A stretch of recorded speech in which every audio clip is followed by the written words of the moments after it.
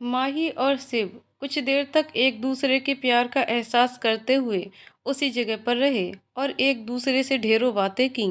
College का lunch break होने के समय तक तो वो दोनों कॉलेज पहुंच गए, जहां दिव्या और अर्नब उन दोनों का बेसब्री से इंतजार कर रहे थे।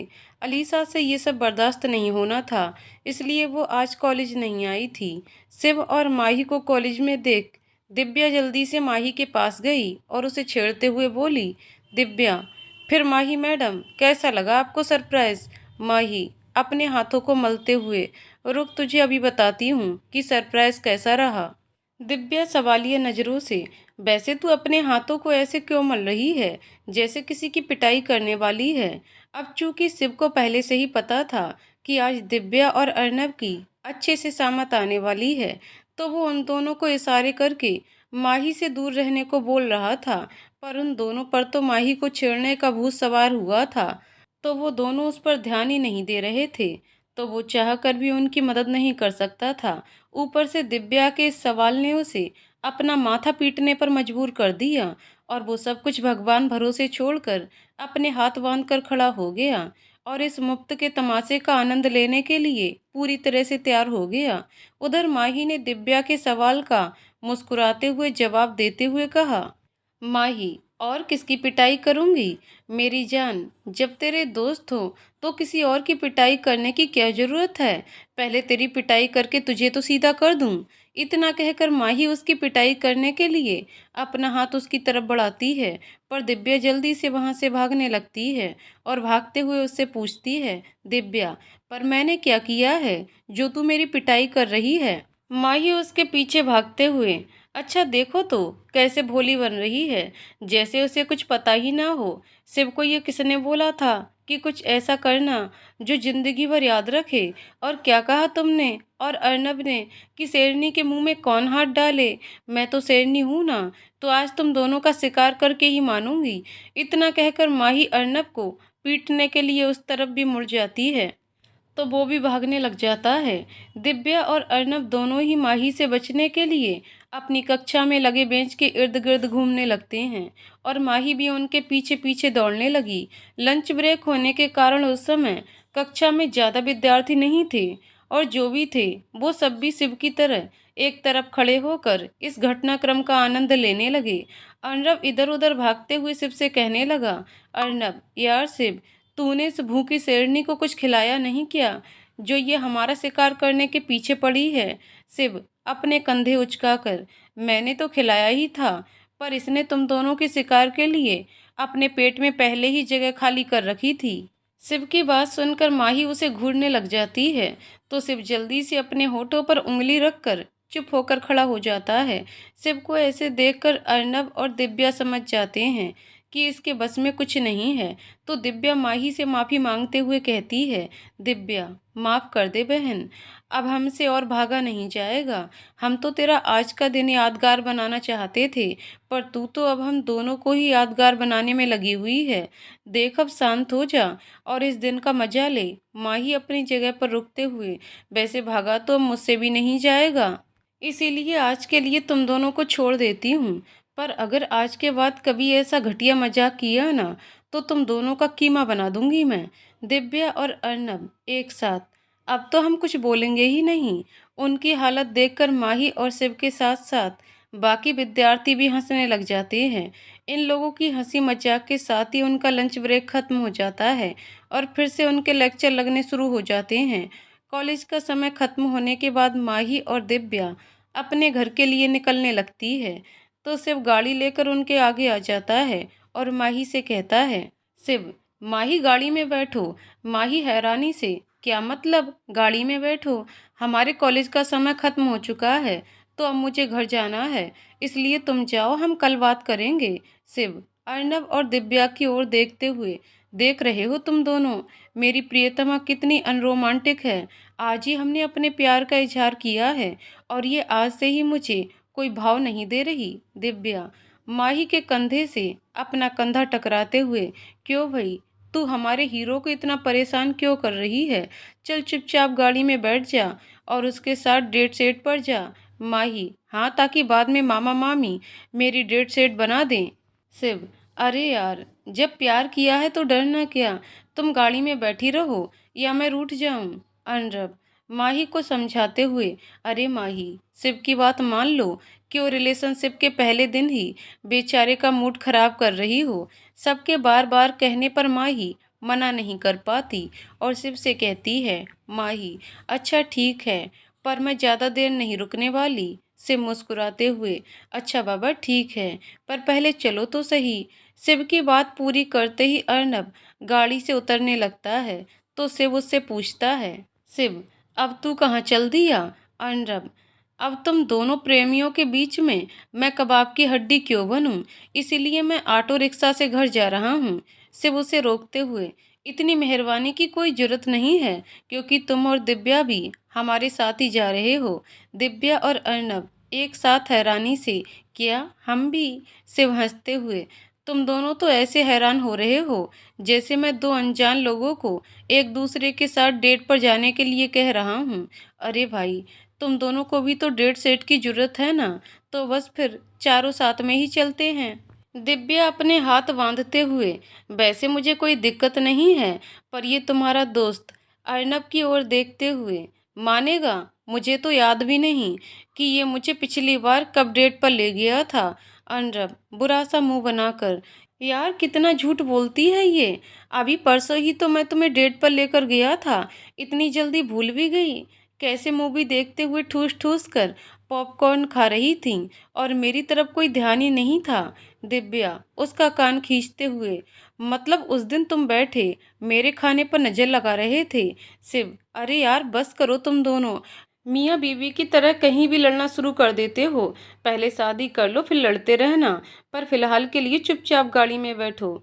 शिव की बात सुनकर दोनों शांत हो जाते हैं और अर्नब गाड़ी से उतर जाता है, जिससे शिव अपना माथा पीटते हुए उससे कहता है, शिव अब कहाँ जा रहा है तू। अर्नब, अरे मैं अपनी मैडम के साथ पिछली सीट पर बैठ रहा हूँ ताकि तेरी मैडम तेरे साथ बैठ सके। शिव मुस्कुराते हुए, पहली बार तूने समझदारी की बात की है। अर्नब मुंह बनाते हुए, मैं तो हमेशा समझदारी की ही बात करता हूँ, बस किसी को कद्र ही नहीं है। अर्नब की बात सुनकर सब हंसने लगते हैं और फिर सब गाड़ी में बैठ जाते हैं और सिर्फ गाड़ी आगे की तरफ बढ़ा देता है। माही उत्सुकता से उससे पूछती है, माही वैसे हम जा कहाँ रहे हैं। सिर्फ तुम्हारे घर। माही, दिव्या और अर्नब एक साथ हैरानी से, क्या। शिव उन तीनों को देखते हुए, क्या हुआ, तुम दोनों ऐसे हैरान क्यों हो रहे हो। अर्नब, तू आज ही माही के घर वालों से उसका हाथ मांगने जा रहा है क्या। शिव मुस्कुराते हुए, अगर तुम सब बोलो तो ये शुभ काम भी कर ही देता हूँ आज। माही, जल्दबाजी में कोई जरूरत नहीं है, चुपचाप कॉलेज की पढ़ाई पूरी करने पर ध्यान दे लो, मेरा हाथ बाद में मांगते रहना। शिव उसे तंग करने के अंदाज में, तो इसमें क्या है, शादी के बाद तुम मुझे पढ़ा दिया करना। माही उसे घूरते हुए, हाँ जैसे तुम पढ़ी लोगे। ये मजाक छोड़ो और सच सच बताओ कि हम कहाँ जा रहे हैं। शिव गंभीर होते हुए, अरे मैं सच्ची बोल रहा हूँ कि हम तुम्हारे घर ही जा रहे हैं। माही झल्लाते हुए, पर क्यों।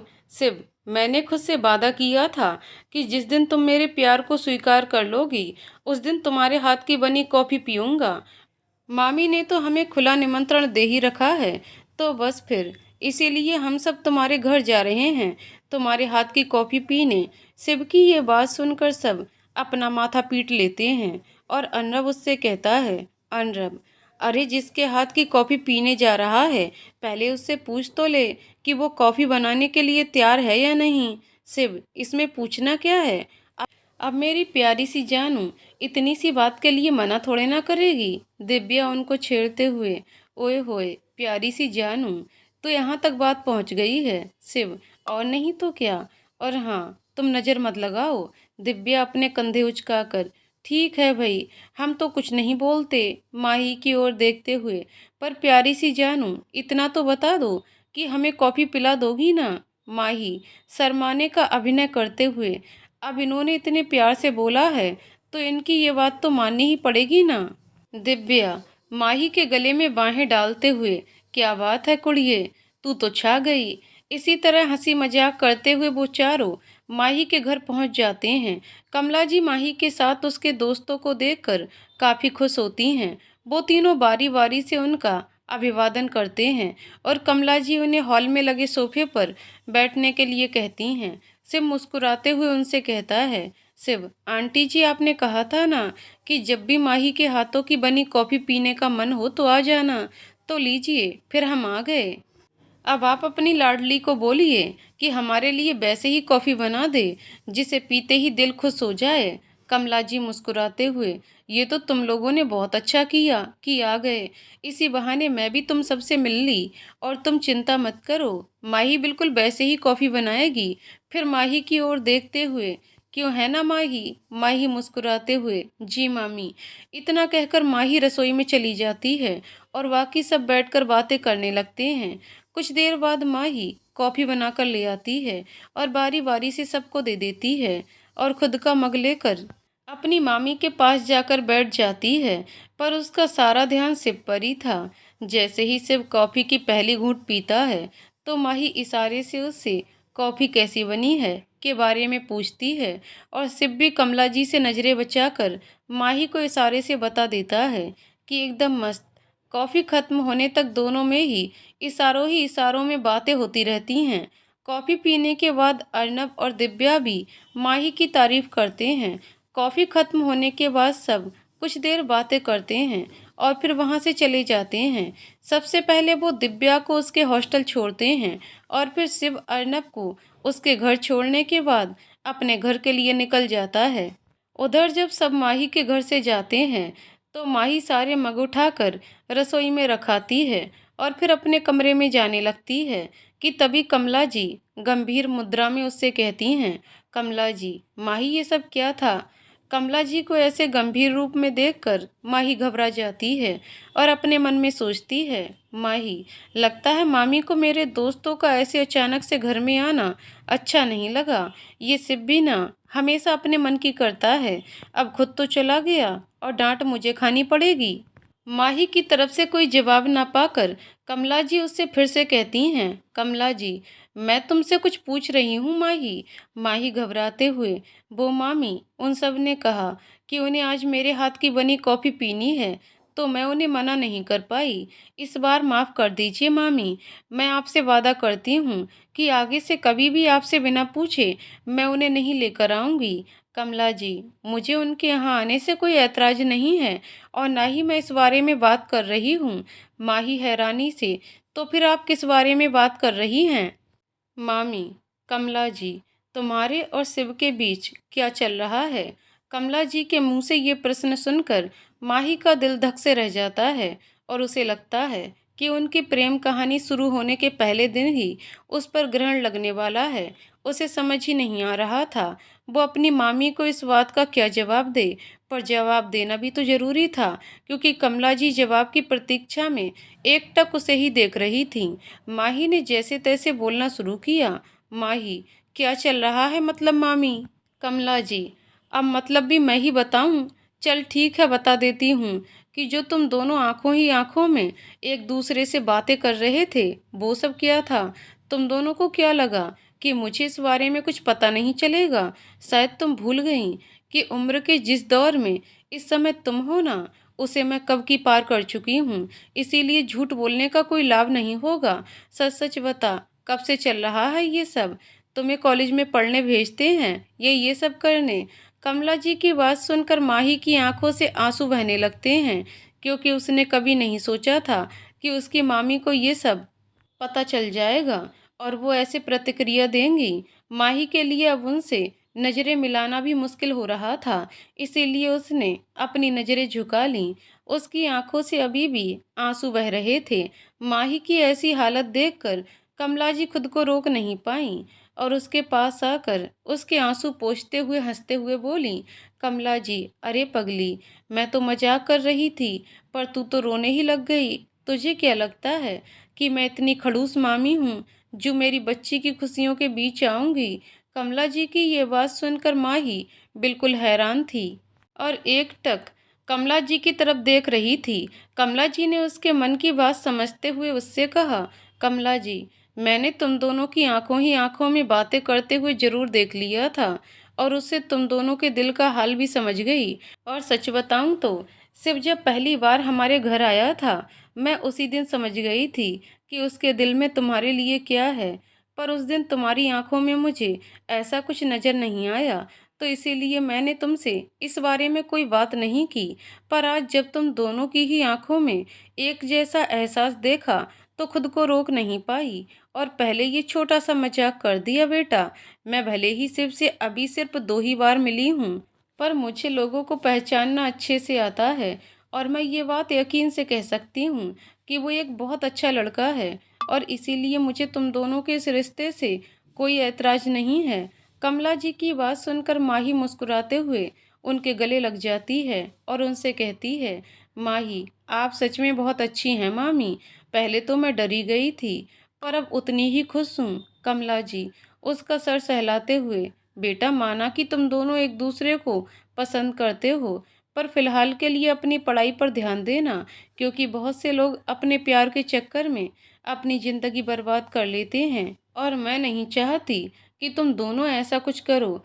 तुम दोनों का ही ये आखिरी सत्र है, तो पढ़ाई पर ध्यान दो और पढ़ाई पूरी होते ही मैं खुद तुम्हारे मम्मी पापा से इस बारे में बात करूंगी। माही, हाँ में अपना सर हिलाते हुए, मैं आपसे वादा करती हूँ मामी कि आपको शिकायत का कोई मौका नहीं दूंगी। कमला जी मुस्कुराते हुए, ये हुई ना मेरी प्यारी सी गुड़िया वाली बात। चल जा, अब आराम कर ले।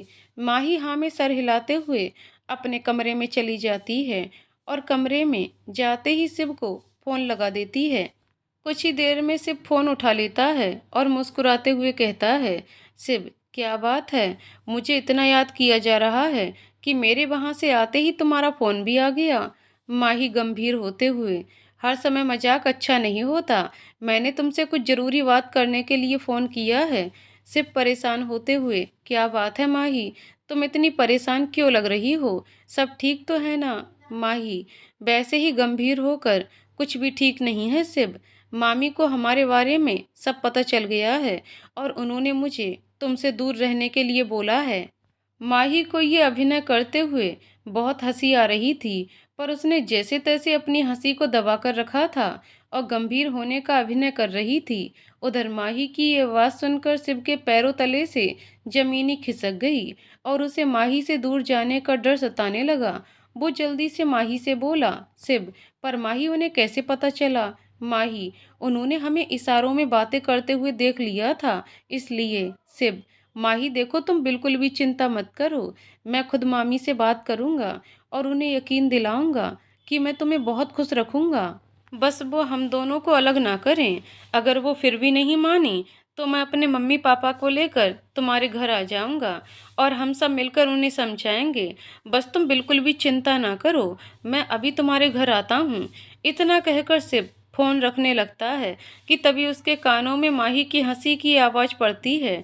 उसे कुछ समझ में नहीं आता कि माही ऐसे समय में भी इतना कैसे हंस सकती है। वो तो माही से कहता है, शिव, माही तुम इतना हंस क्यों रही हो। माही हंसते हुए, क्या शिव, तुम भी ना, मैं तो मजाक कर रही हूँ और तुम ऐसे गंभीर हो गए कि अपने मम्मी पापा को लेकर मेरे घर आने को तैयार हो गए। शिव गुस्से में, माही, ऐसा मजाक कौन करता है, तुम्हारे मुझसे दूर जाने के ख्याल से ही मेरी जान निकलने लगती है, फिर भी तुमने ऐसा मजाक किया। माही उससे माफ़ी मांगते हुए, मुझे माफ़ करना शिव, मैं तुम्हारा दिल नहीं दुखाना चाहती थी, पर मामी ने भी पहले मुझे ऐसे ही डराया था और फिर जाकर सच बताया था। शिव, मतलब। माही शिव को पूरी बात बता देती है, जिसे सुनकर शिव का गुस्सा शांत होता है और वो माही से कहता है, शिव, माही, इस बार के लिए तो मैं तुम्हें माफ़ कर देता हूँ, पर आज के बाद तुम मजाक में भी कभी मुझसे दूर जाने की बात मत करना। माही, ठीक है बाबा, नहीं करूँगी, मैं तुमसे वादा करती हूँ कि माही ताउम्र तुम्हारी ही रहेगी। से मुस्कुराते हुए, वैसे मानना पड़ेगा कि हमारे प्यार की शुरुआत के साथ ही मेरे ससुराल से एक जन हमारी तरफ हो गया।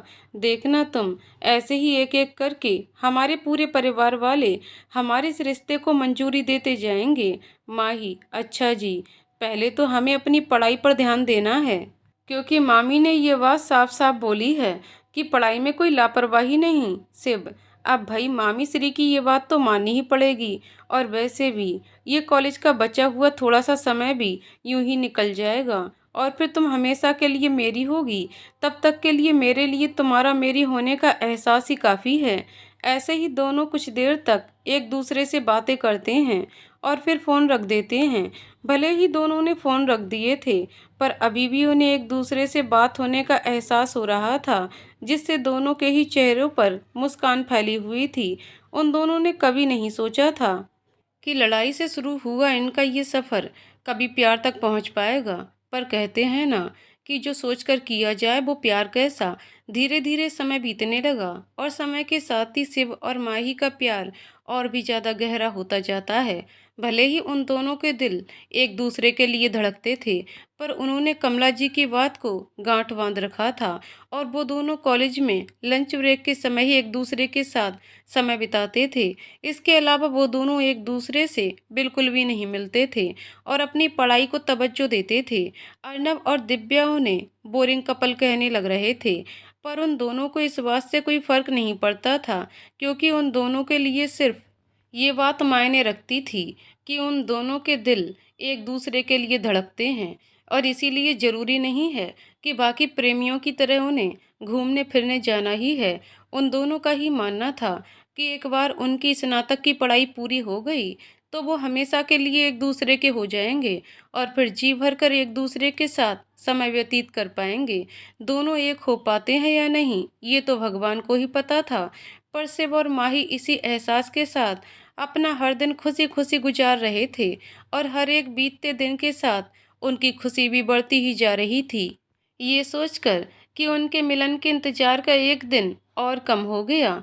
समय पंख लगाकर उड़ता रहता है और सबके स्नातक की आखिरी सत्र की परीक्षाएं शुरू हो जाती हैं। अब सब कुछ समय के लिए अपनी आशिकी को विराम देते हुए अपना ध्यान परीक्षाओं पर केंद्रित कर देते हैं, क्योंकि सबको पता था कि अगर परीक्षाएं अच्छी नहीं गईं तो सबकी प्रेम कहानियां परवान चढ़ने की जगह उनके परिवार वालों के द्वारा शहीद कर दी जाएंगी। इसीलिए सब अच्छे से एक के बाद एक अपनी परीक्षाएं देते हैं और अपनी आखिरी परीक्षा वाले दिन सब अपने अपने प्रेमी प्रेमिकाओं के साथ समय बिताते हुए अपने अपने घर चले जाते हैं। जब माही अपने घर पहुंचती है तो वहां अपने मम्मी पापा और भाई को देखकर एक पल के लिए तो हैरान रह जाती है और फिर दौड़ते हुए उनके गले लग जाती है और उनसे कहती है, माही, मम्मी पापा, आयुष, आप सब अचानक यहाँ, किसी ने मुझे कुछ बताया भी नहीं और निकिता दीदी नहीं आई आपके साथ।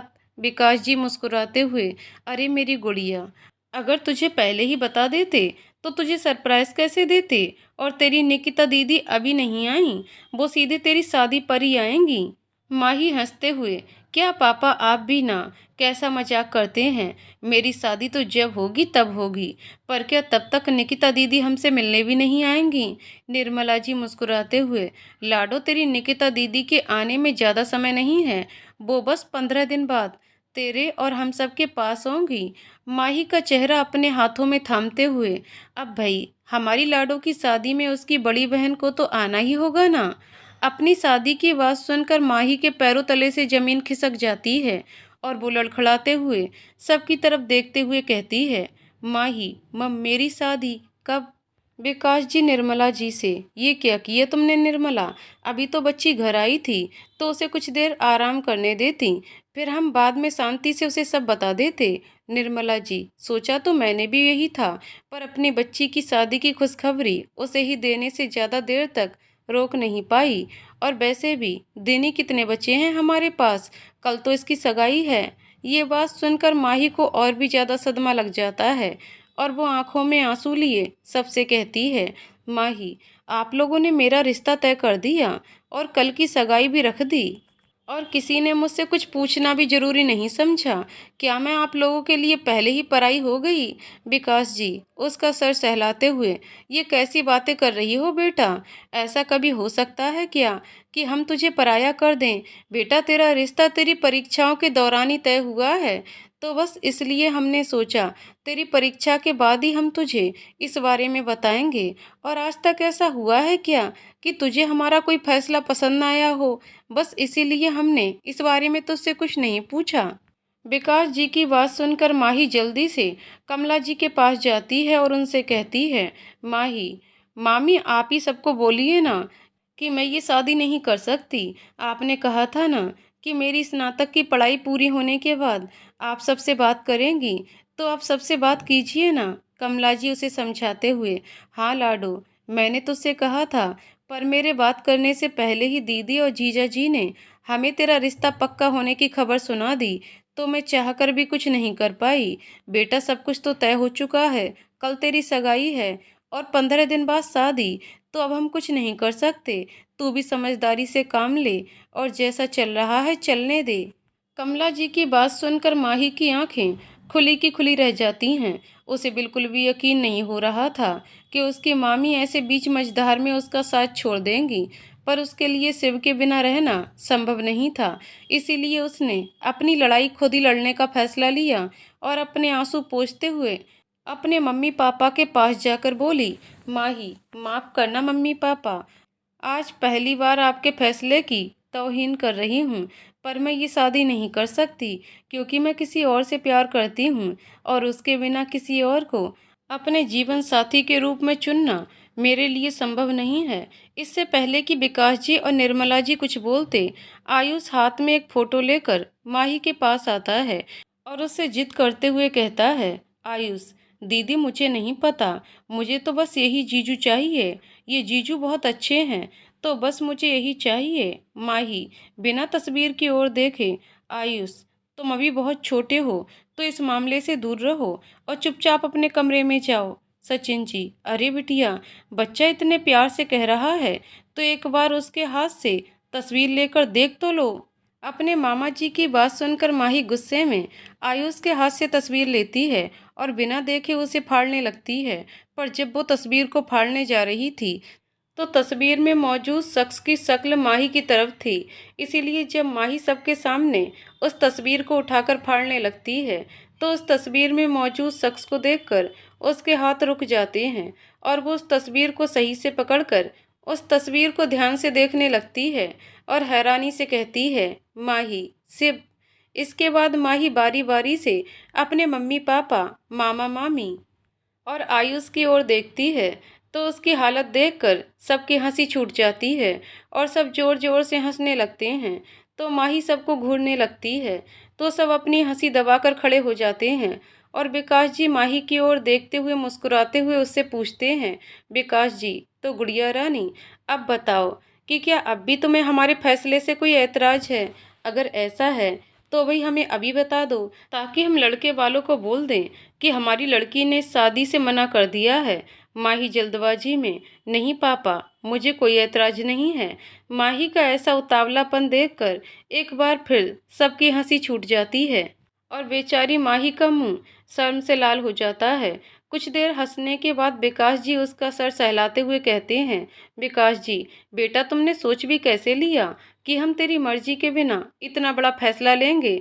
तू भूल गई क्या कि मेरा और तेरी मम्मी का भी प्रेम विवाह हुआ है और हम दोनों ने अपने प्यार को पाने के लिए जितनी मुश्किलें झेली हैं, हम नहीं चाहते कि हमारे बच्चों के साथ भी ऐसा कुछ हो।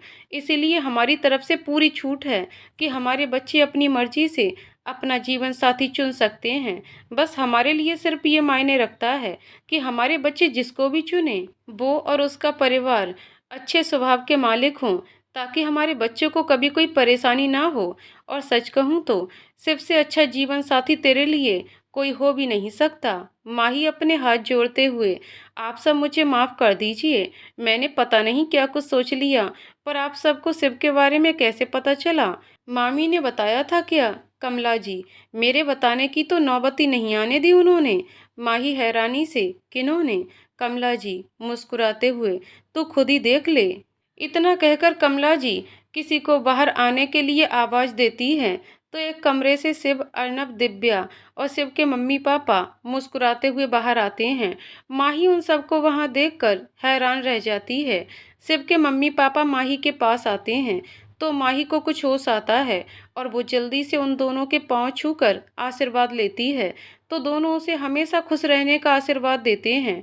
फिर सुमन जी मुस्कुराते हुए माही से पूछती हैं, सुमन जी तो कैसा लगा तुम्हें हमारा सरप्राइज?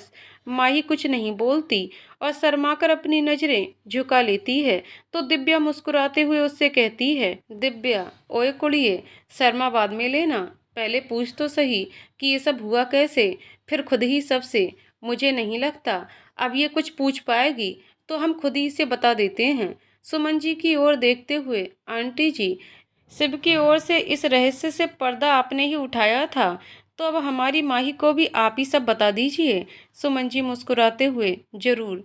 तो माही हुआ ये कि तुम्हारे प्यार का नशा मेरे बेटे के कुछ ज्यादा ही सिर चढ़कर बोलने लगा, और ये महाशय बिना बात किए ही हर समय मुस्कुराने लगा। अब एक माँ की नज़र से तो ये बात नहीं छुप सकती ना, इसलिए मैंने इससे इस बारे में पूछा, तो इसने मुझे तुम्हारे बारे में सब कुछ बता दिया। जब मैंने शिव के पापा को इस बारे में बताया तो वो भी बहुत खुश हुए, इसलिए हमने बिना देर किए तुम्हारे मामा मामी और मम्मी पापा से इस बारे में बात की। चूँकि हमारी मामी को भी सब पता था, तो इन्होंने भी सबके सामने तुम दोनों के हक में अपना पक्ष रखा, और फिर सब कुछ तय हो गया। जब हमने पंडित जी से तुम दोनों की सगाई और शादी का मुहूर्त निकलवाया, तो सगाई का मुहूर्त परीक्षा खत्म होने के अगले दिन का ही निकल गया। इसीलिए सबने सोचा कि तुम्हें सरप्राइज दिया जाए। सुमन जी की बात सुनने के बाद माही को सारा माजरा समझ में आता है, पर साथ ही उसे शिव पर गुस्सा भी आ रहा था कि इतने दिनों से ये सब चल रहा था और उसने उसे कुछ बताया भी नहीं, पर उसके सामने वो उसे कुछ कह भी नहीं सकती थी, इसीलिए वो बस उसे घूर रही थी। माही को ऐसे देखकर वो समझ गया था कि उसकी खैर नहीं। राजीव जी ने भी माही को शिव को घूरते हुए देख लिया था, इसलिए वो सबसे बोले, राजीव जी, सारी बातें पता चलने के बाद मुझे लग रहा है कि अब माही ने किसी तिरछी नज़रों से शिव की ओर देखते हुए से इसका हिसाब किताब लेना होगा। तो क्यों ना हम सब बाहर चलें। सब राजीव जी की बात समझ जाते हैं और मुस्कुराते हुए उनकी बात का समर्थन करते हैं। तो सुमन जी माही से कहती हैं, सुमन जी बेटा, तुम शिव की अच्छे से खबर ले लो और फिर तुम दोनों बाहर आ जाना। हम सब बाहर तुम्हारा इंतजार कर रहे हैं, क्योंकि हमें तुम्हारी सगाई की खरीदारी भी करने जाना है। माही हाँ में सर हिला देती है, तो सब लोग मुस्कुराते हुए बाहर चले जाते हैं। दिव्या और अर्नब को भी वो दिन याद आ जाता है जब माही ने उन दोनों को पूरी कक्षा में दौड़ाया था। ये याद आते ही वो दोनों भी जल्दी से वहां से बाहर चले जाते हैं। सबको जाता देखकर शिव जल्दी से सबसे कहता है, शिव, अरे आप सब लोग मुझे क्यों अकेले पिटने। इससे पहले कि शिव अपनी पूरी बात कर पाता, माही उसे घूरने लगती है। तो शिव जल्दी से बात को बदलते हुए कहता है, शिव, वो मेरा मतलब था कि कल ही हमारी सगाई है और अभी सारी तैयारियां बाकी हैं, तो हम बाद में बात कर लेंगे माही, पर मुझे अभी बात करनी है। तुमने मुझे इस बारे में कुछ बताया क्यों नहीं, और ऐसा मजाक क्यों किया? शिव उसके करीब आते हुए, ये देखने के लिए कि मुझसे दूर होने की बात सुनकर तुम कैसी प्रतिक्रिया देती हो। माही गुस्से में, क्यों, तुम्हें ये सब बिना किए नहीं पता था कि ये बात सुनकर मुझे कैसा लगेगा? शिव पता तो था, पर मैंने सोचा कि जैसे तुम मेरे साथ मजाक कर सकती हो, वैसे ही मैं भी कर लूं। माही उसे घूरते हुए, मैंने ऐसा मजाक कब किया? शिव, ओ हो, देखो तो कैसी भोली बन रही हो। मैंने ये मजाक कब किया, भूल गई? जब तुमने मुझे बताया था कि मामी को हमारे बारे में पता चल गया है, तो उस समय तुमने मेरे साथ पहले क्या मजाक किया था? माही अपनी नज़रें चुराते हुए, वो तो मैं बस। इससे पहले कि माही अपनी बात पूरी कर पाती, शिव उसे कमर से पकड़कर अपनी ओर खींच लेता है और उसके चेहरे पर आए बालों को कान के पीछे करने लगता है, जिससे माही का बोलना और भी मुश्किल हो जाता है और उसका दिल जोर जोर से धड़कने लगता है और वो इस बारे में कुछ भी बोलना भूल ही जाती है। शिव उसके दिल का हाल समझते हुए मुस्कुराते हुए कहता है, शिव, अभी कुछ देर पहले कोई बड़ी शेरनी बन रही थी, पर अब भीगी बिल्ली कैसे बन गई? माही अपनी नज़रें झुकाए हुए, शिव, ये तुम क्या कह रहे हो? छोड़ो मुझे, देखो कोई आ जाएगा। शिव माही को वैसे ही पकड़े हुए, अब तो सबकी रजामंदी मिल गई है और हमारी स्नातक की पढ़ाई भी पूरी हो गई है। अब तो मैं तुम्हारे साथ समय बिता ही सकता हूँ, है ना मिसेज माही सिंह मल्होत्रा? माही उसके गले में बाहें डालते हुए, शायद आप भूल गए हैं कि आप अभी मुझे मिसेज माही सिंह मल्होत्रा बनने में 15 दिन बाकी हैं। सिर्फ मुस्कुराते हुए, मुझे तो ऐसा नहीं लगता। जब हमारे दिल ही इतने समय पहले मिल चुके हैं, तो फिर ये रस्में तो सिर्फ सबको दिखाने के लिए हैं। पर असल में तो हमारे दिल एक होने से ही हम भी एक हो गए थे। फिर उसके गालों को खींचते हुए, समझी मेरी मिसेस माही। माही जी मिस्टर से मल्होत्रा जी, बिल्कुल अच्छे से समझ गई। सिर्फ शरारत भरे लहजे में। तो फिर इस खुशी में मुझे क्या इनाम दिया जा रहा है? माही शिव की बात सुनकर समझ जाती है कि उसके इरादे नेक नहीं हैं, इसीलिए वो खुद को शिव से छुड़ाने की कोशिश करती है। पर वो शिव की पकड़ से छूट नहीं पाती। शिव उसे मुस्कुराते हुए देखने लगता है और माही घबराहट से इधर उधर देखने लगती है। शिव अभी उसे और तंग करना चाहता था, पर बाहर से सुमन जी की आवाज़ आती है। सुमन जी, अगर सारा मामला सुलट गया हो तो अब आ जाओ, हमें देर हो रही है। सुमन जी की बात सुनकर शिव बुरा सा मुंह बनाकर कहता है, शिव, अभी भी सारे हमारे प्यार के दुश्मन बने बैठे हैं, थोड़ा समय भी साथ में गुजारने नहीं देते।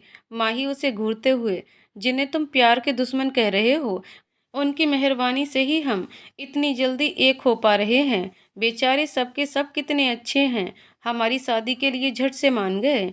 तो इसीलिए तुम किसी के भी बारे में कुछ भी मत बोलो और चुपचाप चलो बाहर। शिव, लो तुम भी उनकी ही तरफ हो गई। ठीक है भाई, जहाँ इतने दिन दूरी बर्दाश्त की, वहाँ कुछ दिन और सही। इतना कहकर शिव माही के साथ बाहर आ जाता है।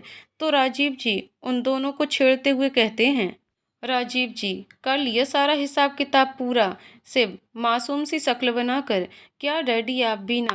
एक तो मुझे इन मोहतरमा से डांट खाने के लिए अकेले छोड़ा है, और अब मुझे छेड़ रहे हैं। शिव की बात सुनकर माही उसे घूरने लगती है और बाकी सब हंसने लगते हैं। इसके बाद सब लोग खरीदारी करने के लिए निकल जाते हैं और सगाई के कपड़े और बाकी सामान लेकर अपने अपने घर चले जाते हैं और सगाई की तैयारियों में लग जाते हैं। सगाई जल्दबाजी में तय हुई थी, तो सबने घर के सदस्यों के बीच ही सगाई करना तय किया था और सारी धूमधाम शादी के लिए बचा कर रखी थी।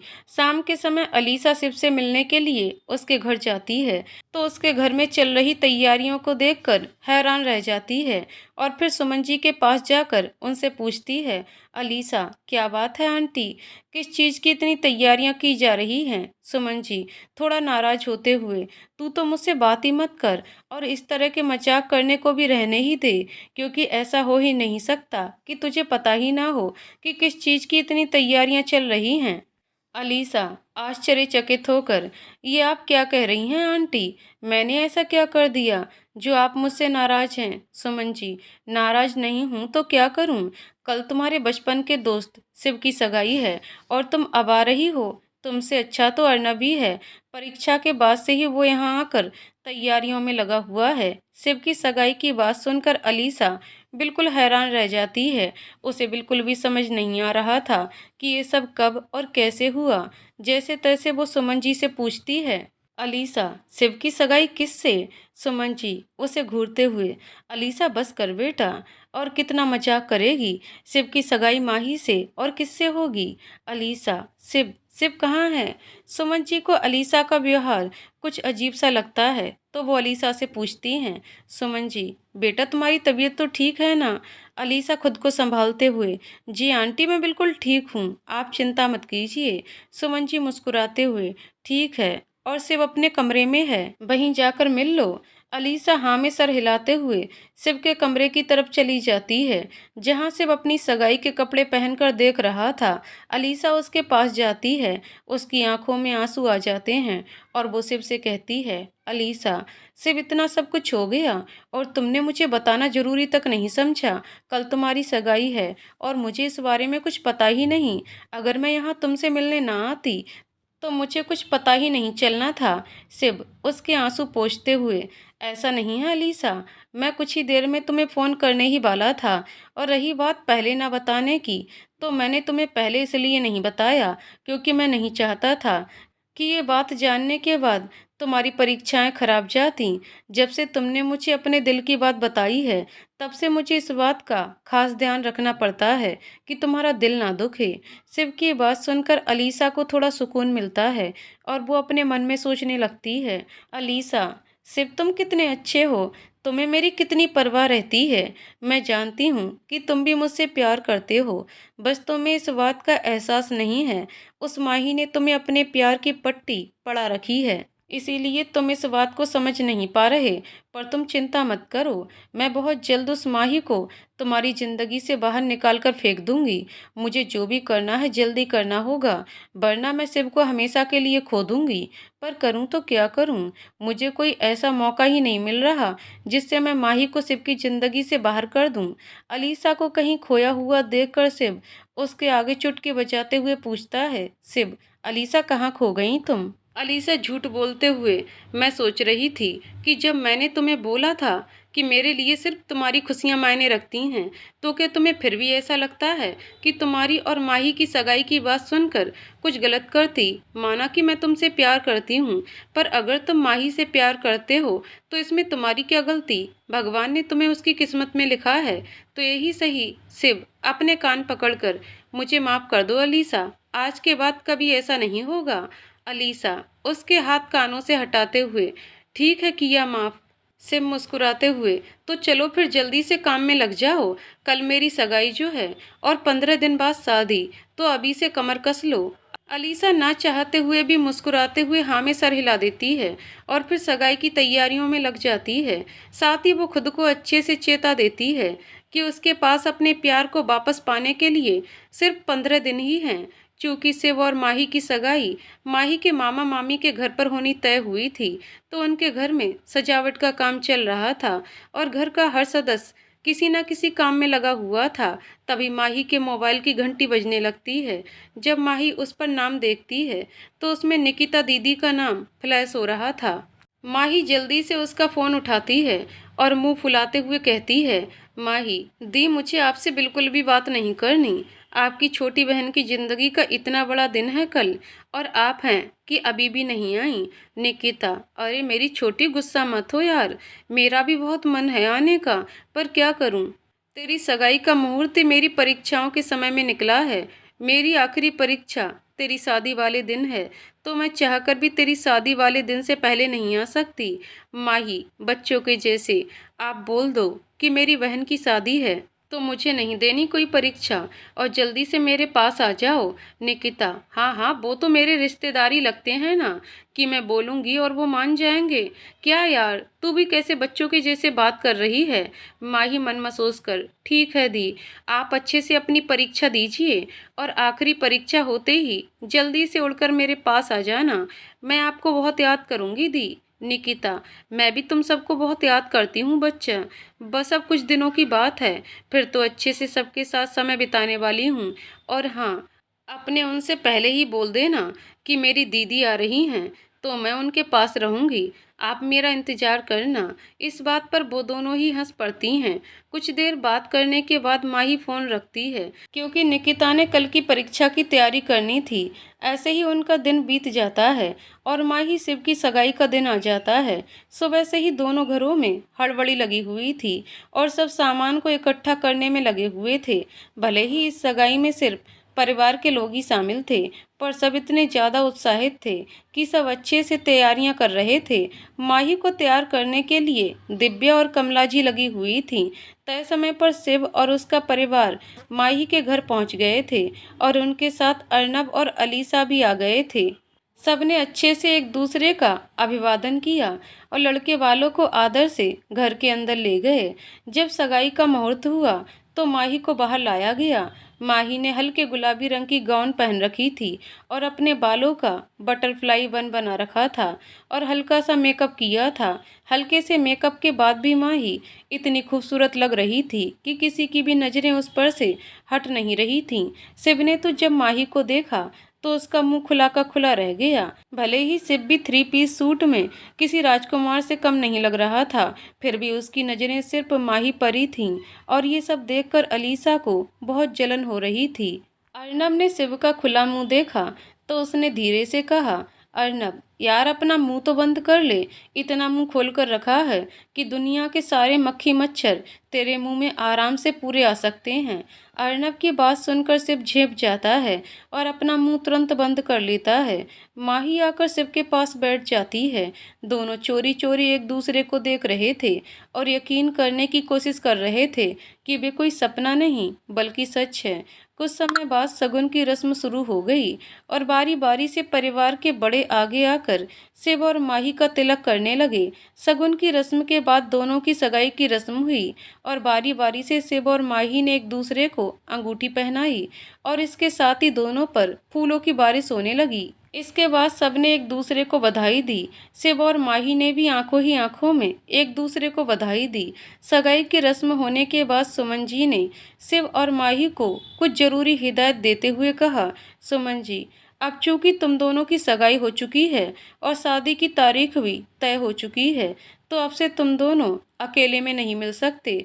तो अगर अभी तुम दोनों एक दूसरे से अकेले में मिलकर इस खुशी का जश्न मनाने का सोच रहे हो, तो इस विचार को अपनी शादी तक विराम लगा दो और शादी के बाद एक दूसरे को अच्छे से बधाई दे देना। सुमन जी की बात सुनकर बाकी सब तो हंसने लग जाते हैं, पर शिव और माही का मुंह उतर जाता है। शिव मायूस होकर सुमन जी से कहता है, शिव, ये क्या बात हुई मम्मी?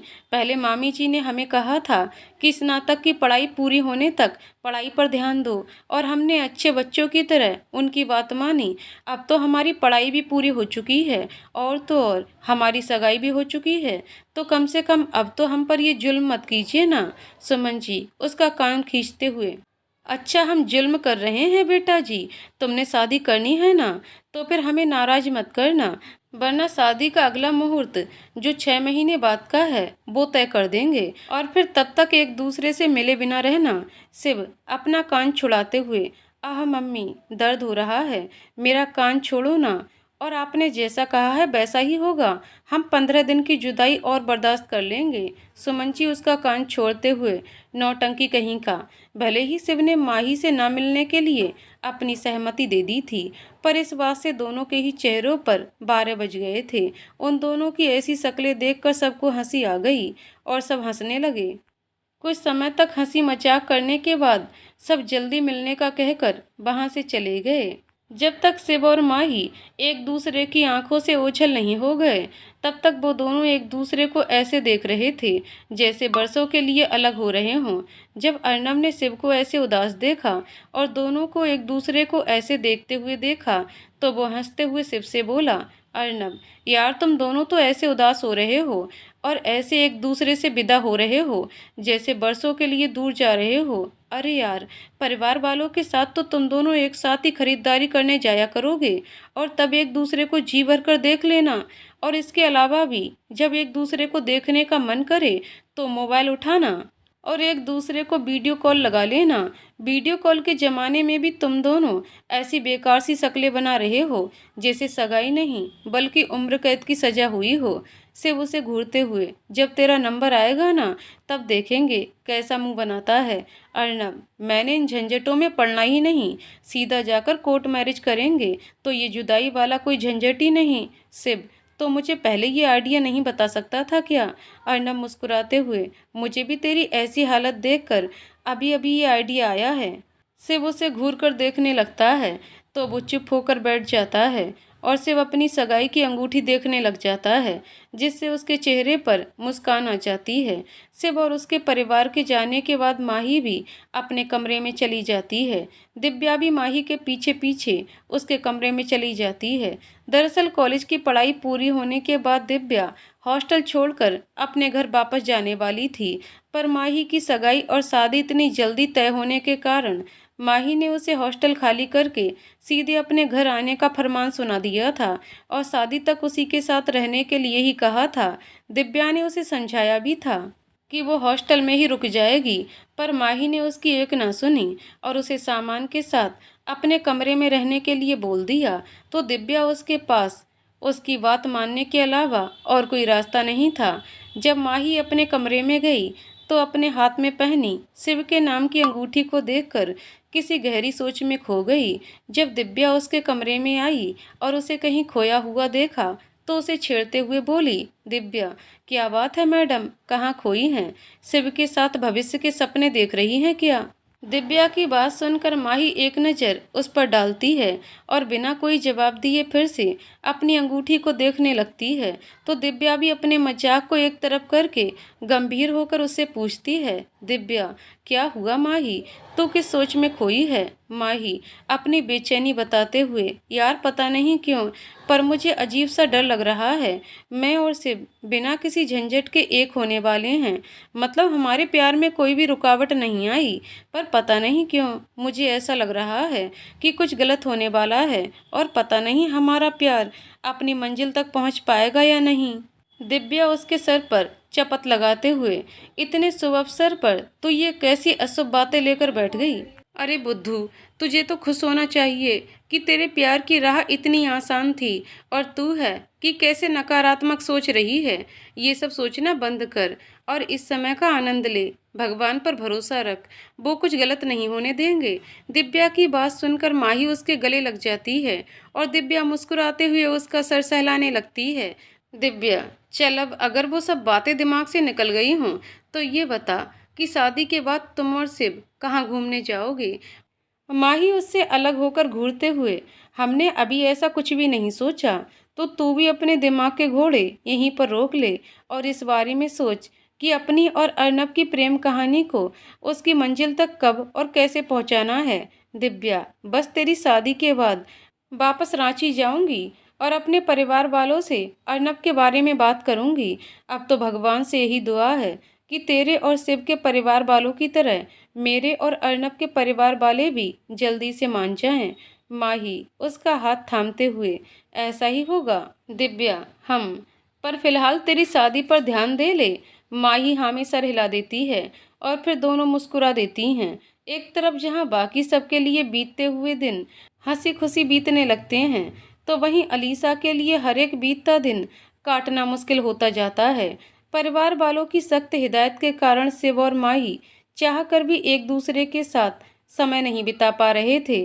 अर्नब और दिव्या ने 2-3 बार दोनों को मिलवाने की कोशिश की, पर परिवार वालों ने उनकी दाल न गलने दी।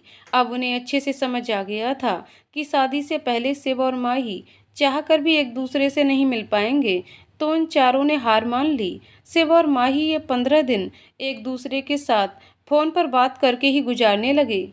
शिव और माही जब अपने परिवार वालों के साथ एक साथ खरीदारी के लिए जाते थे, तो एक दूसरे को जी भर कर निहार लेते थे। इन्हीं सब बातों के साथ समय बीता जा रहा था और शिव और माही की हल्दी और मेहंदी की रस्में भी हो चुकी थीं। उनकी शादी का दिन भी आ गया था। उनकी शादी एक 5 सितारा होटल में रखी गई थी, जिसमें दोनों तरफ के दोस्त रिश्तेदार सबको निमंत्रण दिया गया था। उनकी शादी वाले दिन अलीसा सुबह सुबह ही शिव से मिलने के लिए उसके घर आई और उसे एक तोहफा देते हुए बोली, अलीसा, शिव, ये मेरी तरफ से तुम्हारी शादी का तोहफा। शिव हंसते हुए, तो ये अभी क्यों दे रही हो? मेरी शादी रात को है, तो उसी समय दे देना ना। अलीसा, तब मैं यहाँ नहीं रहूंगी शिव, इसीलिए अभी आई हूँ। शिव हैरानी से, क्यों, तुम कहाँ जा रही हो? Alyssa, Canada. शिव, बिल्कुल घटिया मजाक है, मुझे बिल्कुल भी हंसी नहीं आई। अलीसा गंभीर होकर, ये सच है शिव, मैं अपने आगे की पढ़ाई के लिए कनाडा जा रही हूँ। 2 घंटे बाद मेरी फ्लाइट है। शिव हैरानी से, पर क्यों? तुम तो मेरे और अर्नब के बिना कभी भी कहीं नहीं जाती थीं, तो फिर आज इतना बड़ा फैसला अकेले कैसे कर लिया? अलीसा, कभी कभी कुछ फैसले खुद लेने पड़ते हैं शिव। चलो अब मैं चलती हूँ, तुम अपना ख्याल रखना। शिव, अलीसा यार, तुम ऐसे कैसे जा सकती हो? अपनी आगे की पढ़ाई भी यहीं से कर लो ना। हम तीनों दोस्त एक दूसरे के बिना कभी नहीं रहे। अलीसा, अब भी हम एक दूसरे से बात करते रहेंगे शिव, पर फिलहाल मुझे जाना होगा। शिव, कम से कम मेरी शादी तक तो रुक जाओ।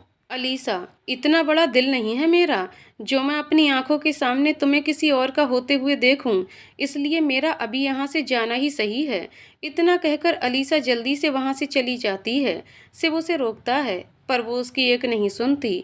शिव भले ही अलीसा से प्यार नहीं करता था, पर दोस्त के रूप में बोस के लिए बहुत मायने रखती थी और उसकी बचपन की दोस्त उससे दूर जा रही थी तो उसकी आंखों से आंसू छलक गए। उसने बड़ी मुश्किल से खुद को संभाला और उसके अच्छे भविष्य की कामना करते हुए फिर से अपनी शादी की तैयारियों में लग गया।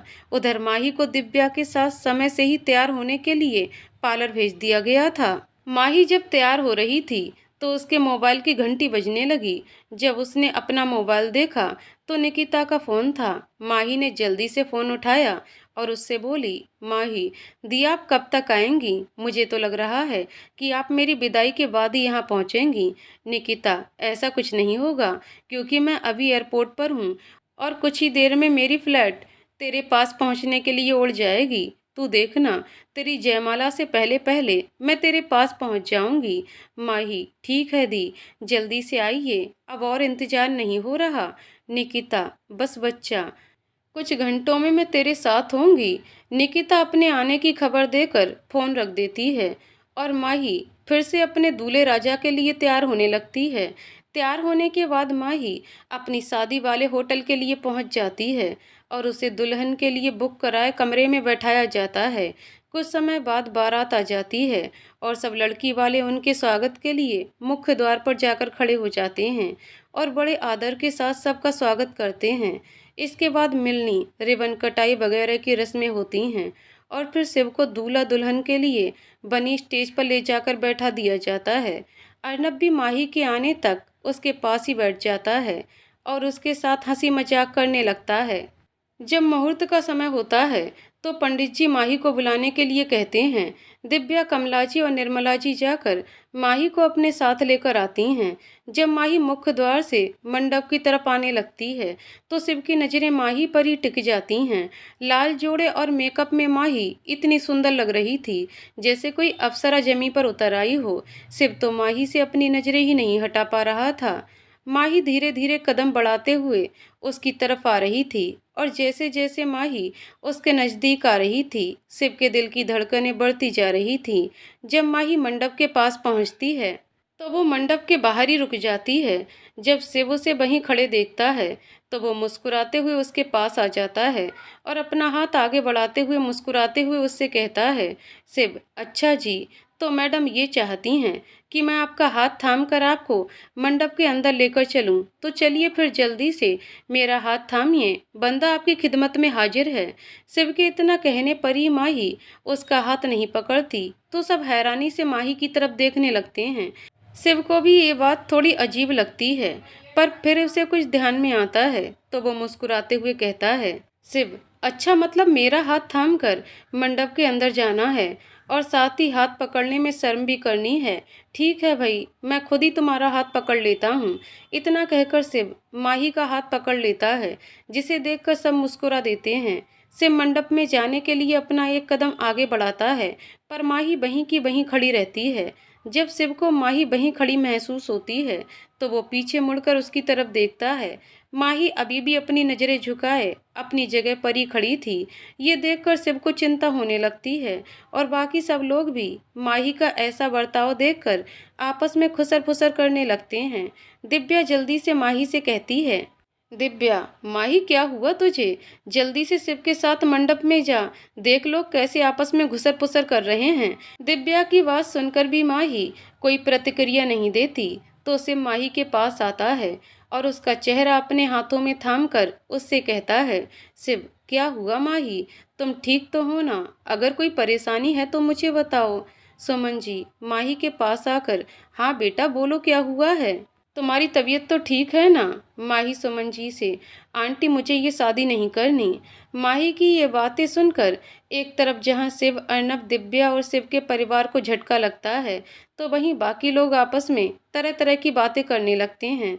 शिव को लगता है कि माही कोई मजाक कर रही है तो वो जल्दी से उससे कहता है, शिव, माही देखो ऐसा मजाक मत करो, मैं जानता हूँ कि हमारी सगाई से पहले मैंने तुम्हारे साथ जो मजाक किया था तुम मुझसे उसका बदला ले रही हो। तो देखो, तुम्हारे इस मजाक के कारण मैं और बाकी सब भी बहुत ज़्यादा डर गए हैं। अब जल्दी से इस मजाक को ख़त्म करो। शादी का मुहूर्त बीता जा रहा है।